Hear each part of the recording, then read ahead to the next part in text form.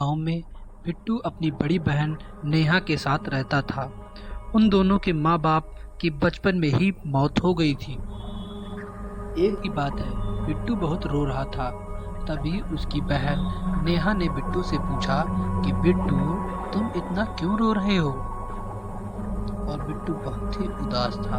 उसकी बहन ने बार बार पूछा कि बिट्टू, तुम क्यों रो रहे हो? तुम इसका कारण मुझे भी जरूर से जरूर बता दो बिट्टू। तभी बिट्टू रोते हुए कहता है कि दीदी, क्या आप हमारे पिताजी और माताजी अब कभी नहीं आएंगे? तभी नेहा कहती है तभी नेहा कहती है कि बिट्टू, तुम इतना क्यों परेशान होते हो? माताजी और पिताजी जरूर से जरूर हम लोगों को मिलने के लिए एक न एक दिन आएंगे, और तुम इतना उदास मत हुआ करो। तब वो रोते हुए कहता है कि दीदी, क्या आप भी माताजी और पिताजी की तरह आप भी कहीं हमें छोड़कर ना चली जाओगी? तब नेहा कहती है, नहीं बिट्टू, मैं तुम्हें कभी भी छोड़कर नहीं जाऊंगी। मैं तुम्हारे ही साथ हमेशा रहूंगी, और यहीं पर मैं तुम्हारे साथ ही रहूंगी और खेलूंगी। तब नेहा बिट्टू को सुला देती है, और बिट्टू को बहुत देर बाद नींद आती है, और बिट्टू धीरे धीरे करके सो जाता है। बिट्टू और नेहा के घर के बगल ही उनके चाचा कल्लू और उनकी चाची रीमा भी रहा करते थे। वे दोनों बहुत ही दुष्ट थे। एक दिन की बात है, जब उनकी चाची रीमा अपने हस्बैंड कल्लू से कहते हैं कि इन दोनों को जल्दी से जल्दी यहाँ से काम तमाम करो, जिससे कि इनकी सारी ज़मीन अपनी हो जाए। कल्लू कहता है कि ठीक है भाग्यवान, जल्दी से जल्दी ही इनका हम कुछ ना कुछ इंतजाम करके यहाँ से इन दोनों को या तो भगा देंगे या तो फिर मार देंगे।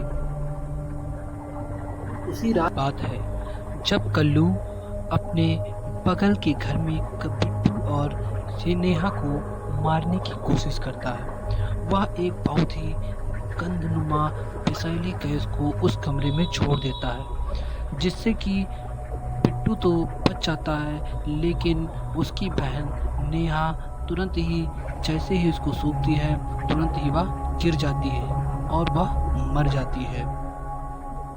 और उस बाद जब बिट्टू देखता है कि उसकी दीदी नेहा अब मर चुकी है, तुरंत ही बिट्टू बहुत तेजी से रोने लगता है। लेकिन उसकी यह बातें कोई नहीं सुनता, और बिट्टू बहुत ही उस दिन नाराज रहता है कि कोई है जो मेरे घर को ख़त्म करने की कोशिश कर रहा है। एक बात है, जब बिस्तर पर बिट्टू सो रहा था, तभी उसे अचानक बहुत ही आवाज़ें सुनाई पड़ रही थी। उसे लग रहा था कि जैसे उसे कोई कह रहा है कि बिट्टू सो जाओ, बिट्टू सो जाओ, बिट्टू सो जाओ। तभी बिट्टू अचानक से उठता है, और वह डर जाता है कि कौन है जो उसे बार बार बुला रहा है। और तभी बिट्टू अचानक देखता है कि कोई चुड़ैल ऊपर से आ रही है। तभी बिट्टू उसे देखकर लगता है कि यह चेहरा कहीं वह देखा हुआ है। तभी बिट्टू कहता है कि दीदी, आपका चेहरा इतना भयावह कैसे हो गया है? दीदी, मुझे आपकी बहुत याद आती है, आप कहाँ चली गई थी? यह कहकर बिट्टू रोने लगता है, और बिट्टू को बहुत ही ज़्यादा अंदर से ग्लानि होने लगती है, और वह बहुत तेज से रोता रहता है। तो देखकर कि वह बिट्टू बहुत तेज से रो रहा है, तभी चुड़ैल कहती है कि बिट्टू भाई, रो मत, मैं तुम्हारे लिए आ गई हूँ। आज से मैं तुम्हारी देख रेख करूँगी। मुझे कल्लू चाचा ने मार डाला था और ले जा करके वहाँ पर दफना दिया था, और अब मैं ज़रूर से ज़रूर उस दुष्ट कल्लू को मार डालूँगी, और मैं तुम्हारी बहुत ही सेवा करूँगी। तभी कल्लू और तेजी से रोने लगता है, और कल्लू बहुत ही ज़्यादा डरा हुआ रहता है।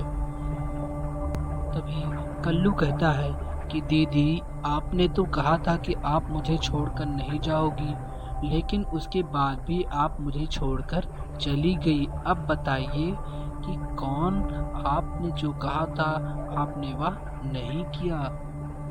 तभी कल्लू शांत हो जाता है और चुड़ैल कहती है कि भैया बिट्टू, मैं तुम्हें छोड़कर नहीं जाने वाली थी, लेकिन वो दुष्ट कल्लू ने मुझे गैस सूंघाकर मार डाला। उनकी बात जब कल्लू चाचा दुष्ट वह जल्दी से बाजार से कहीं जा रहा था, वह तभी उसके सामने से नेहा चुड़ैल बनकर सामने आ गई और कल्लू से कहने लगी कि कल्लू चाचा, तुमने मुझे मार डाला और मैं आज तुम्हें ज़रूर से ज़रूर मार दूंगी। कल्लू बहुत डरा हुआ था। तभी कल्लू ने कहा कि नहीं नेहा बेटी, मैंने तुम्हें नहीं मारा है, तुम्हें तो किसी दूसरे व्यक्ति ने मारा होगा, क्योंकि मैंने उस दिन देखा था कि कोई था जो तुम्हारे पीछे कुछ कर रहा था और इसी की वजह से तुम मर गई। तभी वह नेहा कहती है कि नहीं, मारा तो तुमने मुझे ही था। तभी कल्लू कहता है कि अच्छा, मैंने ही मारा, ठीक है, तुम जान ही गई हो तो मैंने ही मारा है, तो आज तुम मुझे छोड़ दो, चाहे तो या फिर मेरा सब सामान ले लो, लेकिन मैं तुमसे हाथ जोड़ता हूँ, तुम मुझे छोड़ दो। तभी नेहा कहती है कि मैं आज अपना बदला लेने के लिए आ गई हूँ और मैं तुम्हें ज़रूर से ज़रूर मार डालूंगी। तभी कल्लू को नेहा मारने की कोशिश करती है। सबसे पहले तो वह उड़ते ही हुए आगे बढ़ती है और उसके बाद उसको पैर से मारने लगती है और उसके बाद वह चाकू से अपने तलवारों से प्रहार करती है, जिससे कि वह बात करता है कि नहीं नहीं नहीं, मुझे मत मारो, और उसके बाद वह कल्लू को मार देती है और अपना बदला पूरा कर लेती है। और उस चुड़ैल अपने बिट्टू के पास आ जाती है और चुड़ैल बताती है कि कैसे उसने उस दुष्ट कल्लू चाचा को मार दिया। और तभी बिट्टू कहता है कि दीदी, आप अब हमेशा मेरे पास रहोगी कि नहीं। तब चुड़ैल कहती है कि नहीं, मैं तो हमेशा तुम्हारे पास ही रहूंगी बिट्टू, मैं कहीं नहीं जाऊंगी। उसके बाद वे दोनों अच्छी अच्छी बातें करते हैं और कल्लू उसके बाद अपनी दीदी को डांस करके दिखाता है कि यह कहानी है।